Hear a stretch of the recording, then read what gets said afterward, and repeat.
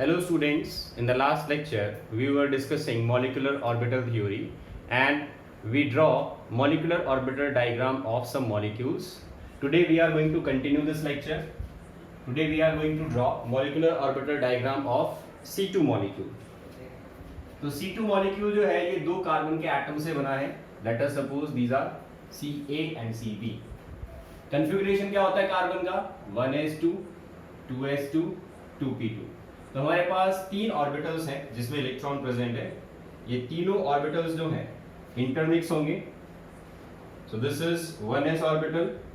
It is having two electrons in it.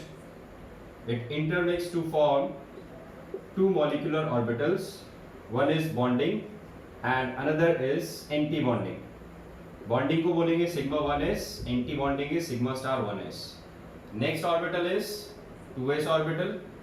It intermixes with another 2s orbital of second carbon atom and it also forms two molecular orbitals. One is sigma 2s and another is sigma star 2s. So it is also having two electrons in it. Next orbital intermixing will be 2p. So 2px, 2py and 2pz. These are the orbitals. इसको थोड़ा सा ऊपर बनाते हैं.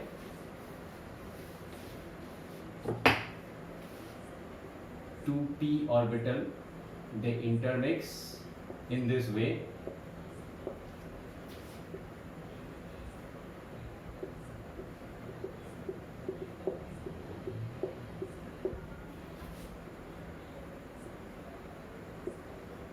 First 2pz orbital, it intermixes to form sigma 2pz, and after that two orbitals, one is called pi 2px, another is called pi 2py.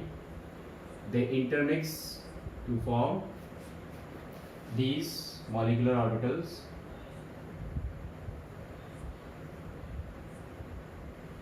इसके बाद हम mirror image बना देते हैं. यहाँ आ जाएगा पाई स्टार 2px और ये बन जाएगा pi star 2py and last is sigma star 2pz. तो ये हो गया मॉलिक्यूलर ऑर्बिटल डायग्राम कार्बन का. अब देखो इसमें भी दो इलेक्ट्रॉन्स प्रेजेंट है 2p ऑर्बिटल के अंदर. अब यहाँ पर बच्चों टोटल 4 इलेक्ट्रॉन्स हो गए. पहले 2 इलेक्ट्रॉन्स भरे जाएंगे इस बॉन्डिंग में, नेक्स्ट 2 इलेक्ट्रॉन्स एंटी बॉन्डिंग में भरे जाएंगे. यहाँ पर भी टोटल 4 इलेक्ट्रॉन है. पहले 2 इलेक्ट्रॉन बॉन्डिंग में, अगले 2 इलेक्ट्रॉन एंटी बॉन्डिंग में. यहाँ पर देखो टोटल 2 और 2 4 इलेक्ट्रॉन्स हो गए. तो पहले 2 तो हम भर देते हैं सिग्मा 2pz में. अब नेक्स्ट ये 2 ऑर्बिटल्स जो है वो सेम एनर्जी के हैं और हमने Hund's rule of maximum multiplicity पढ़ा था कि हम इलेक्ट्रॉन्स की पेयरिंग तब तक नहीं करवाते जब तक सेम एनर्जी वाले ऑर्बिटल्स जो हैं वो सिंगली ऑक्यूपाइड नहीं हो जाते. तो अब आपका एक इलेक्ट्रॉन इसमें जाएगा और एक इलेक्ट्रॉन इस ऑर्बिटल में जाएगा. अब देखो इस मॉलिक्यूल का हम बॉन्ड ऑर्डर अगर निकालें तो फॉर्मूला क्या होता है? Half Nb minus Na. Nb का मतलब बॉन्डिंग के इलेक्ट्रॉन, तो 2 + 2 4 + 2 6 एंड 2 8. तो ये बॉन्डिंग है, स्टार नहीं लगा, इसका मतलब ये बॉन्डिंग मॉलिक्यूलर ऑर्बिटल थे. तो 8 माइनस एंटी बॉन्डिंग में कितने हैं? 2 + 2 4. 8 माइनस 4 क्या आएगा? 4/2 दैट इज 2. तो बॉन्ड ऑर्डर आ गया 2. इसका मतलब कार्बन और कार्बन के बीच में कितने बॉन्ड बनेंगे? 2 बॉन्ड बनेंगे. नेक्स्ट इसका मैग्नेटिक बिहेवियर कैसा है? तो आपको बताया था अगर किसी भी मॉलिक्यूल के अंदर कोई अनपेयर्ड इलेक्ट्रॉन प्रेजेंट होता है, इस डायग्राम में अगर किसी भी ऑर्बिटल में आपने कोई अनपेयर्ड इलेक्ट्रॉन जो है वो किसी ऑर्बिटल में बनाया है तो ऐसे मॉलिक्यूल्स जो है वो क्या होते हैं? पैरामैग्नेटिक. और पैरामैग्नेटिक सब्सटेंस क्या होगा? मैग्नेटिक फील्ड में अगर रखा जाए तो अगर हम मैग्नेटिक फील्ड के अंदर C2 का मॉलिक्यूल रखते हैं तो ये मॉलिक्यूल अट्रैक्ट होता है. It is attracted in the magnetic field. So paramagnetic molecule रहेगा हमारा due to presence of 2 unpaired electron. चलिए अब चलते हैं नेक्स्ट मॉलिक्यूल. नेक्स्ट मॉलिक्यूल है नाइट्रोजन. अब देखो बच्चों नाइट्रोजन जो है उसके अंदर क्या होगा?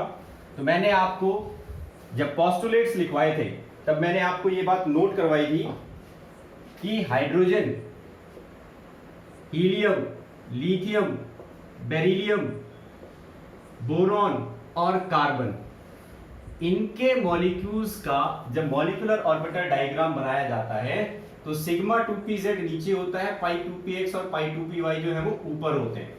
ठीक है, तो डिफरेंस जो है वो यहां होता है।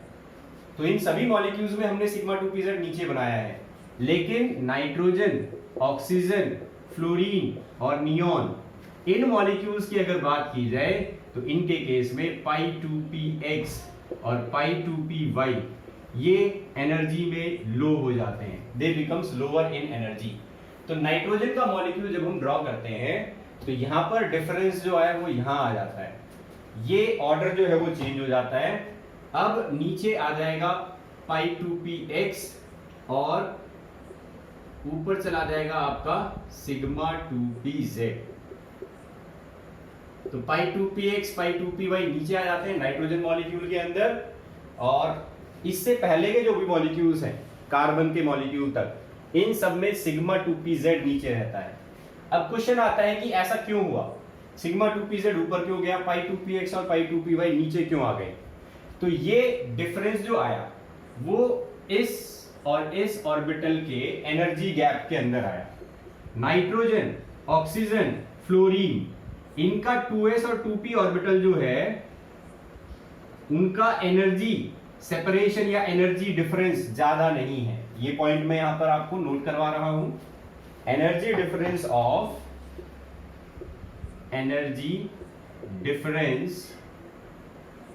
Of 2s and 2p in nitrogen, oxygen and fluorine is less.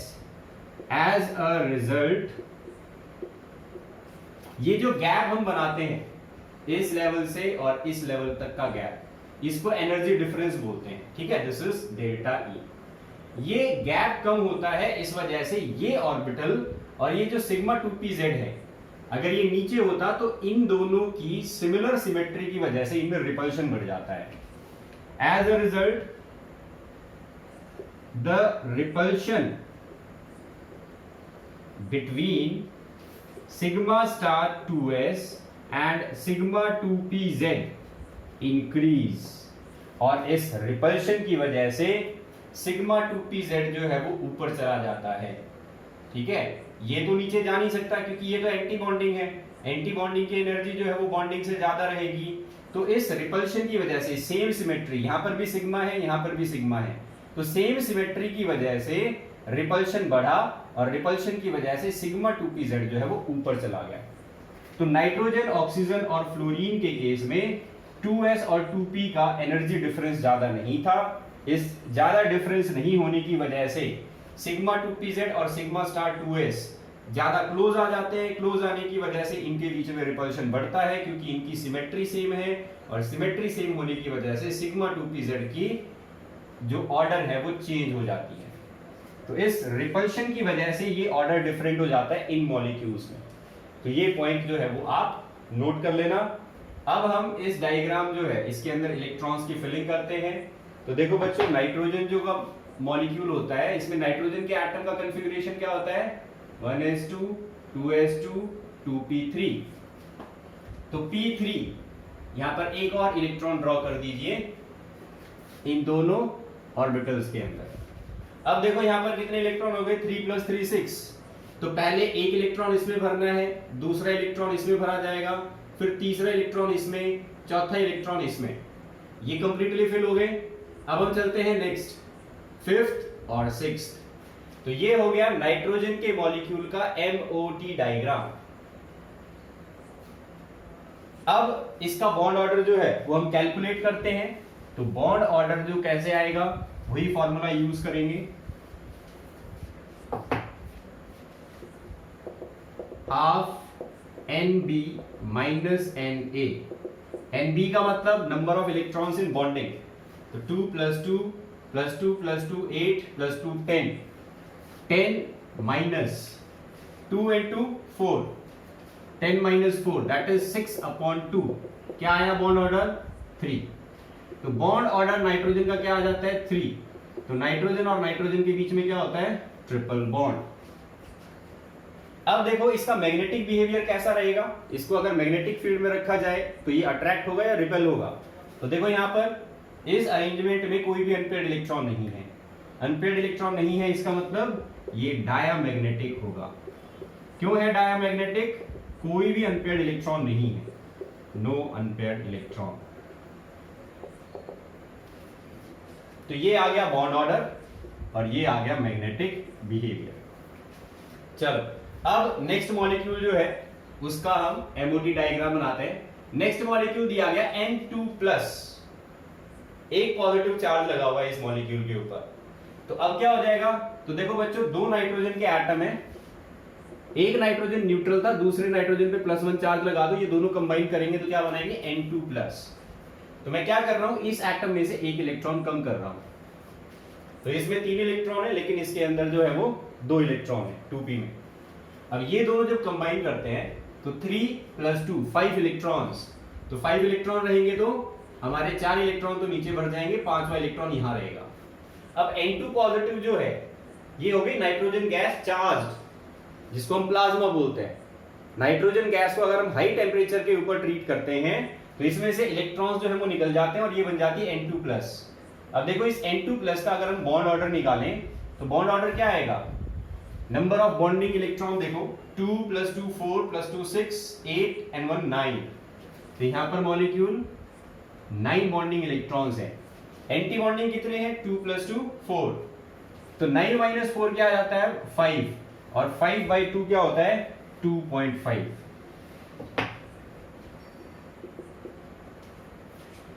तो अगर N2 पॉजिटिव का बॉन्ड ऑर्डर हम निकालें और एमओटी डायग्राम बनाए तो ये डायग्राम बनेगा और ये बॉन्ड ऑर्डर आ जाएगा। और इस बॉन्ड ऑर्डर के अकॉर्डिंग N2 का ये वाला जो बॉन्ड है ये ना तो कंप्लीटली ट्रिपल बॉन्ड रहेगा ना ये कंप्लीटली डबल बॉन्ड रहेगा, बल्कि इसके अंदर एक पार्शियल ट्रिपल बॉन्ड बनेगा, ट्रिपल बॉन्ड कंप्लीट नहीं होगा। तो ये आ गया हमारा N2 पॉजिटिव का molecule with a bond order 2.5। अब इसका मैग्नेटिक बिहेवियर जो है वो कैसा रहेगा? तो देखो इसमें एक अनपेयर्ड इलेक्ट्रॉन आ गया, एक अनपेयर्ड इलेक्ट्रॉन आ गया, मतलब ये क्या है पैरामैग्नेटिक बन गया। तो नाइट्रोजन गैस अगर इसको चार्ज कर दिया जाए बाय हीटिंग इट और by passing electric current, then it becomes paramagnetic. और पैरामैग्नेटिक सब्सटेंस क्या होते हैं? अट्रैक्ट होते हैं in the external magnetic field. तो ये हो गया N2 पॉजिटिव का एमओटी डायग्राम। चलिए अब नाइट्रोजन का एक और मॉलिक्यूल दे रखा है N2-1। नाइट्रोजन के ऊपर -1 चार्ज आ जाए तो -1 चार्ज अगर आएगा तो इसका मतलब अब सिचुएशन ये होगी, एक नाइट्रोजन का एटम न्यूट्रल और दूसरा नाइट्रोजन का एटम जो उसके पास एक इलेक्ट्रॉन एक्स्ट्रा आ गया। तो देखो इस इलेक्ट्रॉन को हम वापस बना देते हैं और यहां पर एक एक्स्ट्रा इलेक्ट्रॉन और बना देते हैं क्योंकि अब इसके पास एक एक्स्ट्रा इलेक्ट्रॉन है। तो 3 + 4 कितने इलेक्ट्रॉन हो गए टोटल 7। तो ये हमारे 2 और 2 4 इलेक्ट्रॉन, ये 6 इलेक्ट्रॉन। अब 7वां इलेक्ट्रॉन कहां जाएगा? 7वां इलेक्ट्रॉन जाएगा ऊपर वाले ऑर्बिटल में। अब बताओ N2-1 जो है इसका बॉन्ड ऑर्डर क्या आना चाहिए? तो N2-1 का बॉन्ड ऑर्डर जो है वो अब हो जाएगा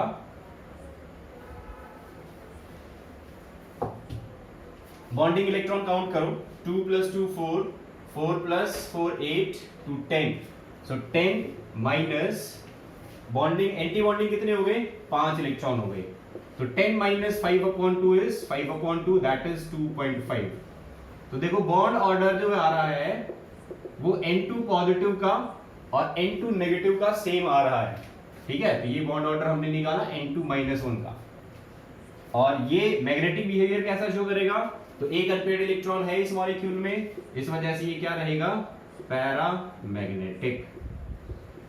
So this is paramagnetic molecule with a negative charge and it will be attracted in the external magnetic field।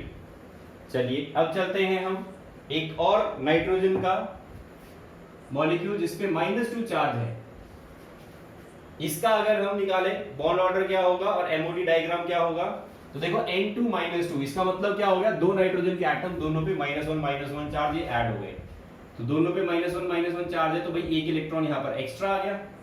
Nitrogen का जो इलेक्ट्रॉनिक कन्फिग्रेशन था इसमें एक और इलेक्ट्रॉन ऐड कर लो, ठीक है। तो यहाँ पर क्या हो गया, ये डिस्ट्रीब्यूशन आ गया। तो इस डिस्ट्रीब्यूशन के अकॉर्डिंग 4 + 4 8 इलेक्ट्रॉन्स हो गए, तो 2 इलेक्ट्रॉन तो यहीं रहेंगे, 2 और 2 4, 6 इलेक्ट्रॉन, 7 इलेक्ट्रॉन, और ये आ गया 8वां इलेक्ट्रॉन। तो 8 इलेक्ट्रॉन इस तरीके से डिस्ट्रीब्यूटेड रहेंगे N2 - 2 के MOD डायग्राम में। अब इसका अगर हम बॉन्ड ऑर्डर निकालें तो बॉन्डिंग तो हमारे उतनी ही है, 2 एक्स्ट्रा इलेक्ट्रॉन जो है वो ऐड हो गए एंटी बॉन्डिंग में। एंटी बॉन्डिंग में इलेक्ट्रॉन जाएगा तो ये 6 हो जाएगा, 6 जो हो जाएगा तो ये 4/2, और ये बॉन्ड ऑर्डर अब आ गया 2।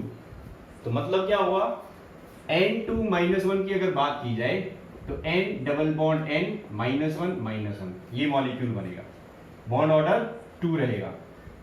सब्सटेंस कैसा होगा, अभी भी देखो इसमें 2 अनपेड इलेक्ट्रॉन है, तो सब्सटेंस कैसा हो गया, पैरामैग्नेटिक। तो ये नाइट्रोजन के मॉलिक्यूल और आयंस जो एग्जिस्ट करते हैं उसका हम इस तरीके से बॉन्ड ऑर्डर कैलकुलेट कर देते हैं। अब देखो बच्चों, यहां पर मैं आपको एक इंपॉर्टेंट पॉइंट जो है वो नोट करा रहा हूं। कोई भी मॉलिक्यूल कितना ज्यादा स्टेबल है वो डिपेंड करता है उसकी बॉन्ड ऑर्डर के ऊपर, कि कोई भी मॉलिक्यूल जिसका बॉन्ड ऑर्डर हाईएस्ट होता है वो ज्यादा स्टेबल होता है। सो molecule having high bond order is more stable। तो यहां पर हम लिख सकते हैं bond order is directly proportional to stability. जितना ज्यादा बॉन्ड ऑर्डर उतनी ज्यादा स्टेबिलिटी। अब अगर कोई हमसे ये पूछे कि आपके पास ये मॉलिक्यूल्स और आयंस हैं, अब ये बताइए इनमें से ज्यादा स्टेबल कौन सा होगा, तो ऐसे क्वेश्चन आपको आईआईटी और नीट के अंदर मिल जाएंगे। Which of the following is more stable. तो देखो इसका बॉन्ड ऑर्डर कितना आया था 3, इसका बॉन्ड ऑर्डर 2.5, इसका बॉन्ड ऑर्डर 2.5, और इसका बॉन्ड ऑर्डर कितना आया 2। बॉन्ड ऑर्डर जिसका हाईएस्ट है वो सबसे ज्यादा स्टेबल है, तो ये मोस्ट स्टेबल होगा, और बॉन्ड ऑर्डर जिसका सबसे कम होगा वो लीस्ट स्टेबल होगा। तो ऐसे क्वेश्चंस जो हैं वो आपसे पूछे जा सकते हैं कॉम्पिटिटिव एग्जाम के अंदर बेस्ड ऑन दिस डायग्राम। तो ये हो गया हमारा नाइट्रोजन के मॉलिक्यूल्स और आयंस। अब चलते हैं नेक्स्ट ऑक्सीजन के मॉलिक्यूल्स और आयंस के एमओडी डायग्राम पे। तो देखो बच्चों यहां पर अब हम ऑक्सीजन लिख देते हैं। O2 का मॉलिक्यूल बनेगा, उसमें भी 2 एटम्स रहेंगे। ऑक्सीजन का कॉन्फ़िगरेशन क्या होता है 1s2 2s2 2p4। तो ये 2 ऑक्सीजन के एटम्स रहेंगे, इसमें 4 इलेक्ट्रॉन, इसमें भी 4 इलेक्ट्रॉन, 1s के अंदर 2, 2s के अंदर 2। अब यहां पर अगर हम निकालें ऑक्सीजन के मॉलिक्यूल का बॉन्ड ऑर्डर क्या आएगा, तो half Nb - Na, distribution same रहने वाला है। 10 इलेक्ट्रॉन बॉन्डिंग में, 6 इलेक्ट्रॉन एंटी बॉन्डिंग में, क्या आया 4/2 मतलब 2। तो ऑक्सीजन का जो मॉलिक्यूल है उसमें डबल बॉन्ड होता है बिटवीन ऑक्सीजन एटम्स। तो बॉन्ड ऑर्डर से हमें ये पता चल गया। अब देखो हमने एमओटी थ्योरी जब स्टार्ट की थी तब एक क्वेश्चन पूछा था कि ऑक्सीजन का मॉलिक्यूल जब मैग्नेटिक फील्ड के अंदर रखा जाता है तो अट्रैक्ट होता है, और वीबीटी थ्योरी और लेविस डॉट स्ट्रक्चर के अकॉर्डिंग इसमें कोई अनपेड इलेक्ट्रॉन होता ही नहीं है। तो अब इस डायग्राम में देखो 2-2 अनपेड इलेक्ट्रॉन प्रेजेंट हैं, 2-2 अनपेड इलेक्ट्रॉन प्रेजेंट है। इसका मतलब ऑक्सीजन का मॉलिक्यूल क्या रहेगा, पैरामैग्नेटिक रहेगा। और यहीं से हम ये बात प्रूव कर देते हैं कि ऑक्सीजन का मॉलिक्यूल ज्यादा रिएक्टिव होता है एटमॉस्फेयर के अंदर। क्यों होता है, due to these 2 unpaired electrons. अगर आपसे कोई ये सवाल पूछे कि हवा के अंदर सबसे ज्यादा नाइट्रोजन गैस है 78%, ऑक्सीजन जो है वो सिर्फ 21% है, फिर भी नाइट्रोजन के कंपाउंड्स धरती पे ज्यादा नहीं पाए जाते, ऑक्सीजन के कंपाउंड्स ज्यादा पाए जाते हैं। क्यों, तो आपने नाइट्रोजन का N2 का MOT डायग्राम जब बनाया था तो उसमें कोई भी अनपेड इलेक्ट्रॉन नहीं था। अनपेड इलेक्ट्रॉन नहीं है इसका मतलब ये किसी के साथ रिएक्ट नहीं करेगा। जिस मॉलिक्यूल के अंदर अनपेड इलेक्ट्रॉन होते हैं वो मॉलिक्यूल अनस्टेबल होते हैं और वो उस इलेक्ट्रॉन को पेयर करना चाहते हैं। ऑक्सीजन के अंदर 2-2 अनपेड इलेक्ट्रॉन हैं, यही 2 अनपेड इलेक्ट्रॉन ऑक्सीजन को most reactive gas off atmosphere बना देते हैं। तो इसी वजह से ऑक्सीजन जो है वो सबसे ज्यादा एलिमेंट्स के साथ रिएक्ट करती है और ऑक्साइड्स की फॉर्मेशन करती है। तो ये हमने ऑक्सीजन मॉलिक्यूल ज्यादा रिएक्टिव क्यों है इसका एक्सप्लेनेशन इस एमओटी डायग्राम से हम दे सकते हैं। अब चलते हैं ऑक्सीजन के आयंस पे। तो देखो यहां पर ऑक्सीजन पे अगर +1 चार्ज आ जाए तो क्या होगा, तो इस पे हम +1 चार्ज लगा देते हैं। तो अब पॉसिबिलिटी क्या होगी, एक ऑक्सीजन का एटम और दूसरे ऑक्सीजन के एटम पे +1 चार्ज। अब डायग्राम कैसा बनेगा, तो भाई यहां पर एक इलेक्ट्रॉन कम हो जाएगा क्योंकि इस पे पॉजिटिव चार्ज आ गया, यहां पर 4 इलेक्ट्रॉन रहेंगे। टोटल इलेक्ट्रॉन कितने हो गए, 4 + 3 7 हो गए। तो भाई यहां से एक इलेक्ट्रॉन कम कर दो, 2 2 4 2 6 और 1 7, तो 7 इलेक्ट्रॉन्स फिल कर दिए। अब इसका बॉन्ड ऑर्डर निकालोगे तो क्या आएगा, तो भाई यहां पर एंटी बॉन्डिंग में एक इलेक्ट्रॉन कम हो जाएगा, 10 - 5 10 - 5 किया तो क्या आएगा यहां पर 5/2, तो ये आ जाएगा 2.5। तो O2 positive it has a bond order of 2.5 और इसमें क्योंकि अनपेयर्ड इलेक्ट्रॉन है इस वजह से ये क्या रहेगा, पैरामैग्नेटिक रहेगा। तो ये हो गया O2 पॉजिटिव का एमओटी डायग्राम, बॉन्ड ऑर्डर और इसका मैग्नेटिक बिहेवियर। अब चलो देखते हैं O2 के ऊपर नेगेटिव चार्ज अगर हो तो क्या होगा। तो नेगेटिव चार्ज है तो भाई इसके ऊपर -1 चार्ज लगा दो, -1 चार्ज लगा, इसका मतलब 4 इलेक्ट्रॉन तो ऑक्सीजन के पास थे ही, एक और एक्स्ट्रा इलेक्ट्रॉन आ गया इसके पास। तो अब देखो यहां पर 5 इलेक्ट्रॉन ये, 4 इलेक्ट्रॉन ये, तो टोटल कितने हो गए 9 इलेक्ट्रॉन, 2 2 4 2 6 1 7 1 8। अब 9वां इलेक्ट्रॉन जो है वो पेयर कर दो यहां पर किसी के साथ, तो क्या बन गया, अब ये एमओटी डायग्राम बन गया O2 - 1 का। अब इसमें निकालो बॉन्ड ऑर्डर जो है वो कितना आएगा, तो भाई हमने एंटी बॉन्डिंग के अंदर जो है वो एक इलेक्ट्रॉन बढ़ा दिया, तो एंटी बॉन्डिंग में पहले 6 इलेक्ट्रॉन थे अब 7 हो जाएंगे, 7 हो गए तो क्या आएगा 3/2 दैट इज 1.5।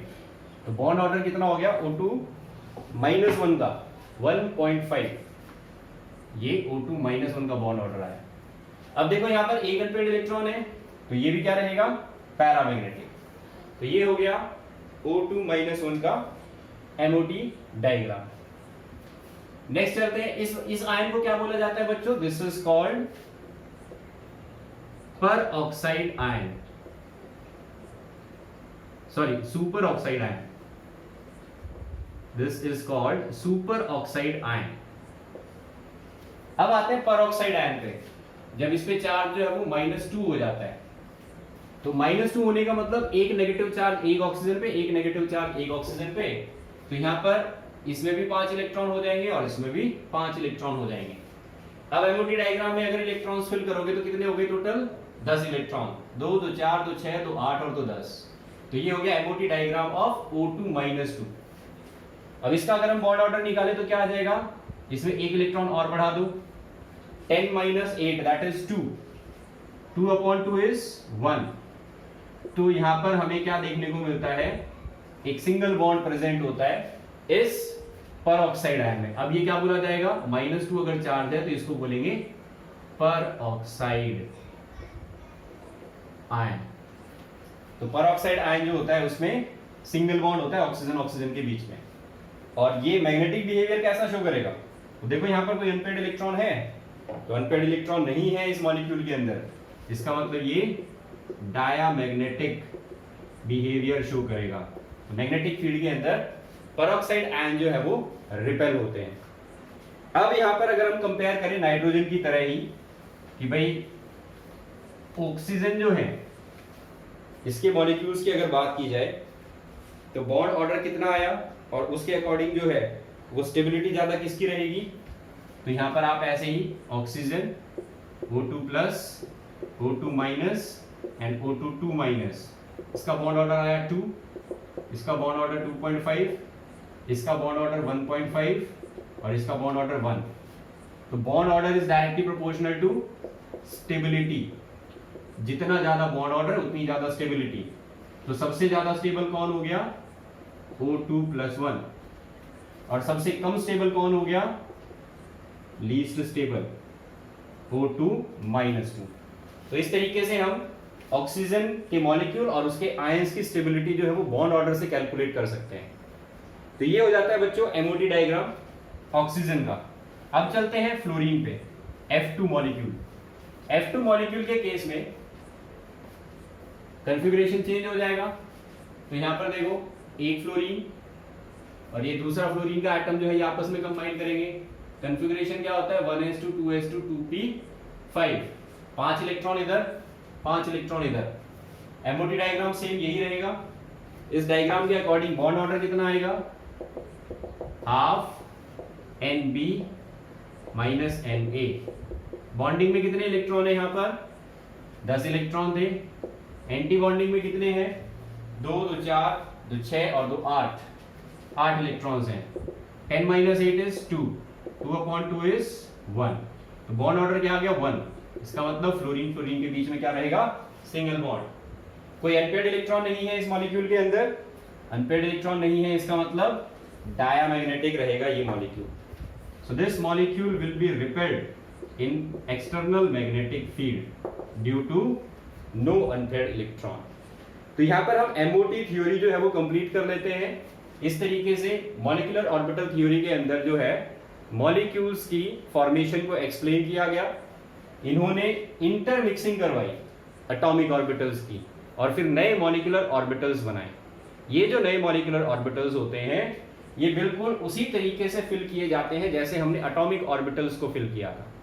वही 3 रूल्स जो है वो हम फॉलो करते हैं, आउबाउस प्रिंसिपल, हुंड्स रूल और पॉलीज एक्सक्लूशन प्रिंसिपल।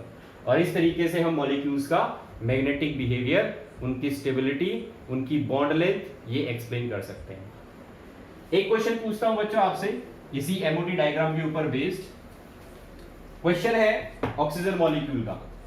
मैंने आपको स्टार्टिंग में ये बताया था कि बॉन्ड ऑर्डर और बॉन्ड लेंथ का क्या रिलेशन होता है। तो जितना ज्यादा बॉन्ड ऑर्डर उतनी ही कम बॉन्ड लेंथ। बॉन्ड ऑर्डर जो है वो इनवर्सली प्रोपोर्शनल होता है बॉन्ड लेंथ के। अब आपसे कोई ये पूछे कि आपके पास O2, O2 plus, O2 minus and O2 2 minus ये मॉलिक्यूल्स और आयंस हैं। अब बताइए इनमें से सबसे कम बॉन्ड लेंथ किसकी होगी, सबसे ज्यादा बॉन्ड लेंथ किसकी होगी। तो हमने बॉन्ड ऑर्डर निकाला था। बॉन्ड ऑर्डर क्या आया था 2, 2.5, इसका कितना आया था 1.5 और ये था 1। तो अकॉर्डिंग टू दिस रिलेशन जितना ज्यादा बॉन्ड ऑर्डर उतनी ही कम बॉन्ड लेंथ। तो सबसे छोटा मॉलिक्यूल जो है जो बॉन्ड लेंथ रहने वाली है वो इसकी रहने वाली है, ठीक है। तो it has shortest bond length. इसके बाद किसका नंबर आएगा, दूसरे नंबर पे ये आएगा, ये इससे बड़ा होगा। फिर तीसरे नंबर पे ये आ जाएगा, ये इससे बड़ा होगा। और सबसे बड़ा बॉन्ड लेंथ जो है वो किसमें देखने को मिलेगा O2 2 माइनस में। तो अगर हम ऑर्डर बनाएं तो O2 plus 1 it is having smallest bond length, इसके बाद O2, इसके बाद O2 माइनस 1 और इसके बाद O2 2 माइनस। तो इस तरीके के क्वेश्चंस आपको कॉम्पिटिटिव एग्जाम में मिल जाते हैं जिसमें bond order, bond length, stability और मैग्नेटिक बिहेवियर इन चीजों को पूछा जा सकता है। तो आप हमेशा ऐसे क्वेश्चंस का आंसर करने के लिए मॉलिक्यूलर ऑर्बिटल थ्योरी का यूज करेंगे। अब हम चलते हैं बच्चों last topic of this chapter. अभी तक हमने जितनी भी थ्योरीज पढ़ी ये सभी थ्योरीज एटम का एटम से कॉम्बिनेशन एक्सप्लेन कर रही थी। अभी तक हम क्या कर रहे थे, एटम और एटम मिलके जो मॉलिक्यूल बनाते हैं इनके बारे में पढ़ रहे थे। तो यहां पर हमने लीविस डॉट स्ट्रक्चर जो है ये पढ़ा, वेस्पर थ्योरी पढ़ी, वैलेंस बॉन्ड थ्योरी पढ़ी और मॉलिक्यूलर ऑर्बिटल थ्योरी पढ़ी। ये 4 कंसेप्ट हमने स्टडी किए जो बॉन्डिंग को एक्सप्लेन करते हैं। अब हम लास्ट कंसेप्ट पढ़ रहे हैं मॉलिक्यूल। मॉलिक्यूल के साथ बी बॉन्ड बनाते हैं, इनको बोला जाता है इंटरमॉलिक्यूलर इंटरैक्शन। तो यहां पर हम एक इंटरमॉलिक्यूलर इंटरैक्शन स्टडी करने वाले हैं which is called hydrogen bonding. तो हमारा लास्ट टॉपिक है हाइड्रोजन बॉन्ड। क्या होता है हाइड्रोजन बॉन्ड बच्चों, देखिए यहां पर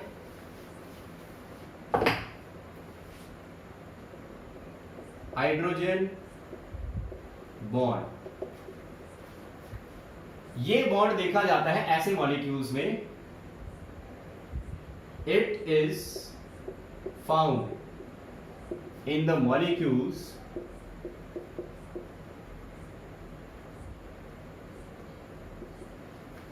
containing hydrogen atom attached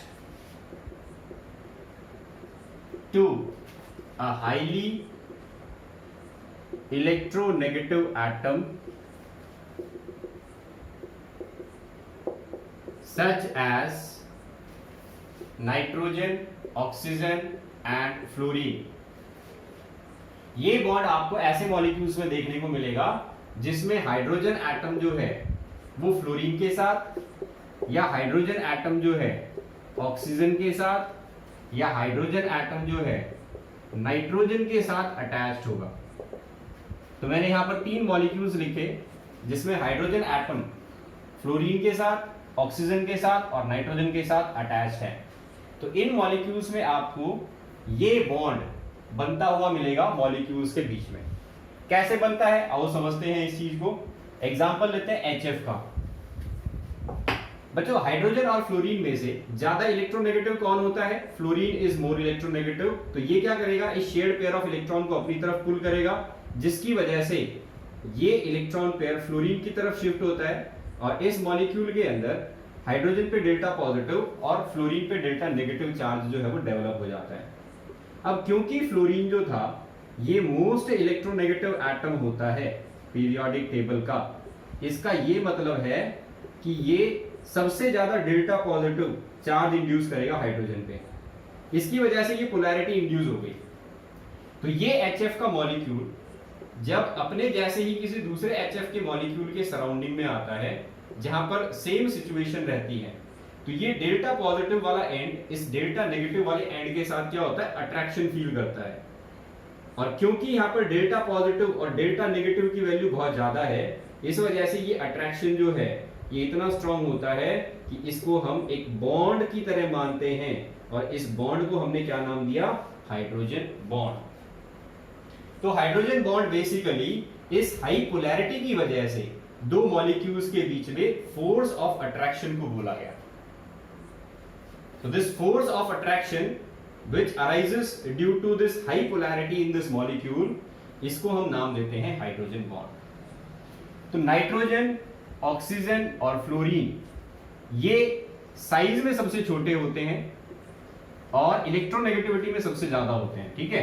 they have small atomic size, small atomic size है प्लस हाई इलेक्ट्रोनेगेटिविटी। अगर इनकी इलेक्ट्रोनेगेटिविटी की वैल्यू अब देखी जाए फॉलिंग स्केल पर, तो इसकी इलेक्ट्रोनेगेटिविटी होती है 4, इसकी होती है 3.5 और इसकी होती है 3। तो ये हाई इलेक्ट्रोनेगेटिविटी शो करते हैं पीरियोडिक टेबल में और इनकी साइज छोटी होती है, इस वजह से ये यहां पर ज्यादा पोलैरिटी इंड्यूस कर पाते हैं। This is the reason for the formation of this hydrogen bond. तो अब आप इसको लिख सकते हैं, रीजन लिखेंगे यहां पर हम इस बॉन्ड के बनने की। Nitrogen, oxygen and fluorine have small atomic size and high electronegativity.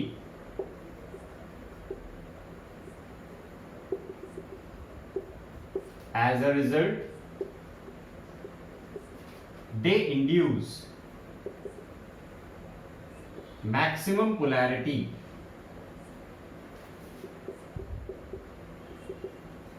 in their bond with hydrogen.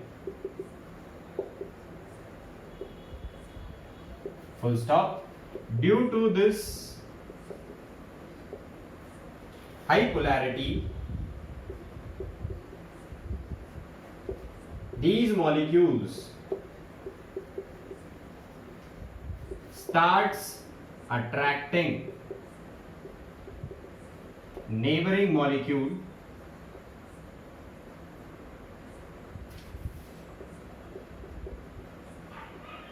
and form hydrogen bond। तो ये रीजन है हाइड्रोजन बॉन्ड के बनने का।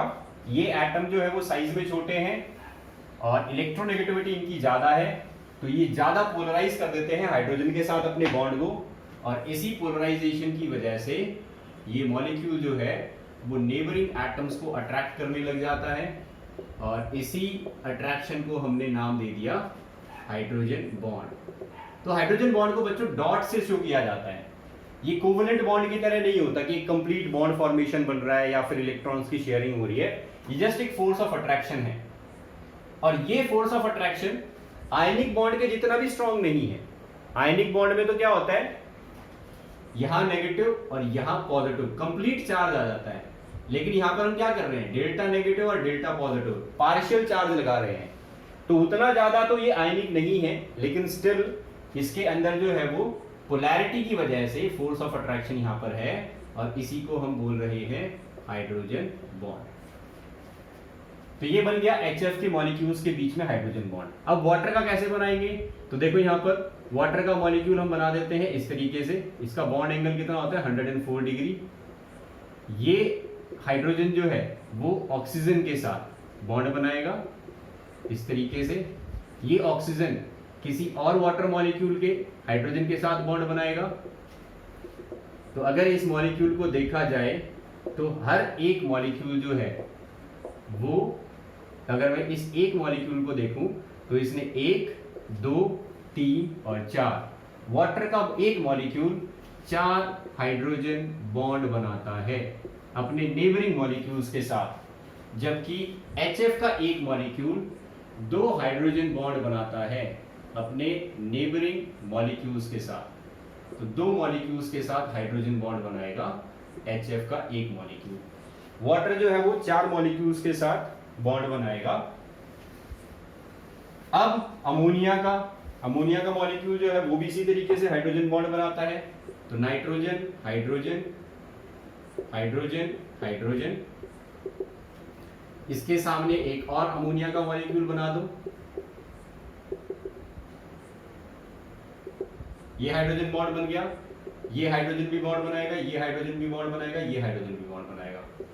तो ये दूसरे अमोनिया के मॉलिक्यूल के साथ हाइड्रोजन बॉन्ड बना लेते हैं। तो यहां पर भी हमें क्या देखने को मिलता है कि अमोनिया का एक मॉलिक्यूल 4 हाइड्रोजन बॉन्ड बना लेता है नेबरिंग एटम्स के साथ। तो अगर इस एक मॉलिक्यूल को देखा जाए तो 1, 2, 3 और 4 मॉलिक्यूल्स के साथ हाइड्रोजन बॉन्ड बना रहा है। तो इस तरीके से ये मॉलिक्यूल्स जो हैं वो इस फोर्स ऑफ अट्रैक्शन की वजह से आपस में इंटरेक्शन शुरू कर देते हैं। तो अमोनिया का डेल्टा पॉजिटिव, यहां पर इस तरीके से आप डेल्टा नेगेटिव, ये डेल्टा पॉजिटिव, तो इनका इंटरेक्शन दिखा सकते हैं। ऐसे ही वाटर के अंदर भी delta positive delta positive delta negative, neighbouring atoms के डेल्टा पॉजिटिव के साथ अपोजिट चार्ज के साथ ही अट्रैक्ट होते हैं। तो ये हो गया हाइड्रोजन बॉन्ड मॉलिक्यूल्स के बीच में। अब देखो इस हाइड्रोजन बॉन्ड की वजह से इन मॉलिक्यूल्स की कुछ प्रॉपर्टीज चेंज हो जाती है। क्या क्या है ये प्रॉपर्टीज? बच्चों आप लैब में अगर गए हो और आपने ध्यान से देखा हो तो लैब के अंदर अमोनिया जो है वो किस स्टेट में रखा होता है? Ammonia is found in liquid state in the laboratory. इसको हम अमोनिया सॉल्यूशन भी बोल देते हैं कई बार, ठीक है। तो अमोनिया सॉल्यूशन लिखा होगा बॉटल पे या फिर खाली अमोनिया लिखा होगा, और वहां पर आप देखोगे कि लिक्विड स्टेट में है अमोनिया। तो ये लिक्विड स्टेट में क्यों आई? Due to this hydrogen bond. Hydrogen bond जो था वो इतना स्ट्रांग था कि इसने अमोनिया के मॉलिक्यूल्स को एक दूसरे के पास ले आया और इनको कंडेंस करवा दिया। तो अमोनिया जो है वो इसी वजह से लिक्विड स्टेट में एग्जिस्ट करती है। लैब के अंदर जो हम बॉटल देखते हैं उसके अंदर अगर टेम्परेचर ज्यादा कर दोगे तो ये गैस जल्दी ही गैसियस स्टेट में भी कन्वर्ट हो जाती है, ठीक है। तो अमोनिया जो है इसका बॉइलिंग पॉइंट रूम टेम्परेचर के पास ही रहता है। ज्यादा हाई टेम्परेचर रहेगा अगर किसी दिन, तो उस दिन ये गैस जो अमोनिया जो है वो गैसियस स्टेट में कन्वर्ट हो जाएगी, और अगर टेम्परेचर लो कर दोगे तो यही अमोनिया जो है वो तुम्हें लिक्विड स्टेट में मिल जाएगी। तो लिक्विड स्टेट में क्यों आ रही है? ये हाइड्रोजन बॉन्ड जो है इसके मॉलिक्यूल्स को पास लेके आ रहा है, इस वजह से ये हमें लिक्विड स्टेट में मिलती है। यही कारण है वाटर का। वाटर हमें लिक्विड स्टेट में क्यों मिलता है? Due to this hydrogen bond. अगर हाइड्रोजन बॉन्ड ना हो वाटर मॉलिक्यूल्स के बीच में तो वाटर भी गैसियस स्टेट में चला जाएगा। तो हाइड्रोजन बॉन्ड क्या करता है? मॉलिक्यूल्स को पास लेके आता है। तो यहाँ पर 9th क्लास का कंसेप्ट आपका लग रहा है। सॉलिड के पार्टिकल्स क्लोजली स्पेस्ड होते हैं, ठीक है, इनके बीच में गैप जो है वो नहीं होता और इनके बीच में फोर्स ऑफ अट्रैक्शन ज्यादा होता है। तो ये फोर्स ऑफ अट्रैक्शन जो है सॉलिड के अंदर तो ज्यादा है, लेकिन लिक्विड के अंदर पार्टिकल्स जो होते हैं वो क्या होते हैं? थोड़े से दूरी पर होते हैं और इनके बीच में फोर्स ऑफ अट्रैक्शन इससे कमजोर रहता है। तो ये जो फोर्स ऑफ अट्रैक्शन है उसको हम यहां पर क्या कह रहे हैं? Hydrogen bond. इन मॉलिक्यूल्स के अंदर हमने इसको नाम दे दिया हाइड्रोजन बॉन्ड। तो ये हो गया बच्चों हाइड्रोजन बॉन्ड जो है इसकी फॉर्मेशन का रीजन, पोलैरिटी। और ये हमने जो अभी स्ट्रक्चर बनाए थे, ये स्ट्रक्चर जो है वो हमें ये बताते हैं एक मॉलिक्यूल कितने हाइड्रोजन बॉन्ड बनाएगा। अब एक क्वेश्चन पूछा जाता है, क्वेश्चन पूछते हैं कि आइस जो है वो वाटर की सरफेस पे फ्लोट करती है, क्यों? What is the reason that ice floats on the surface of water? Ice floats on surface of water. तो देखो इसके अंदर भी हाइड्रोजन बॉन्ड का रोल रहता है। वाटर का जो मॉलिक्यूल होता है, इस मॉलिक्यूल की लिक्विड स्टेट में एज सच कोई ओरिएंटेशन नहीं रहती। मतलब कोई भी वाटर मॉलिक्यूल जो है वो किसी भी डायरेक्शन के अंदर ओरिएंटेड हो सकता है, क्योंकि ये फ्रीली क्या कर सकते हैं? रोटेट कर सकते हैं, ट्रांसलेशनल मोशन शो कर सकते हैं, वाइब्रेशनल मोशन शो कर सकते हैं। तो यहां पर कोई प्रॉपर जो है वो अरेंजमेंट नहीं होती लिक्विड स्टेट में। No proper arrangement of water molecules. कौन सी स्टेट है ये?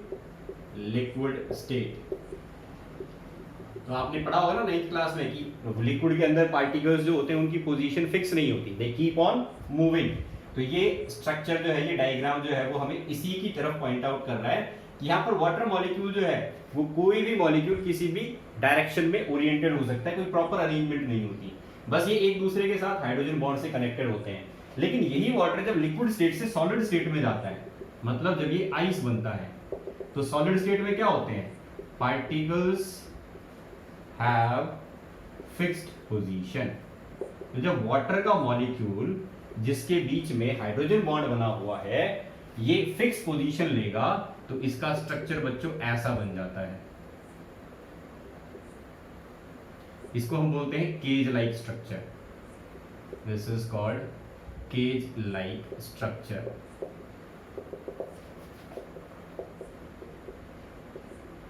तो ये फिक्स्ड पोजीशन जो है वो अटेन कर ली वाटर मॉलिक्यूल्स ने जब इन्होंने सॉलिड स्टेट में अपने आप को अरेंज किया तब।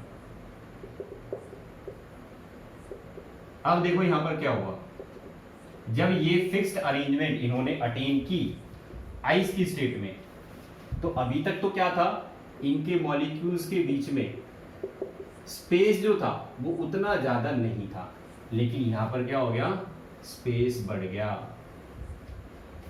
ये जो खाली स्पेस रह गया मॉलिक्यूल्स के बीच में, ये इस खाली स्पेस क्या करता है, वॉल्यूम बढ़ा देता है। सो यहां पर हम लिखते हैं अ लार्ज empty space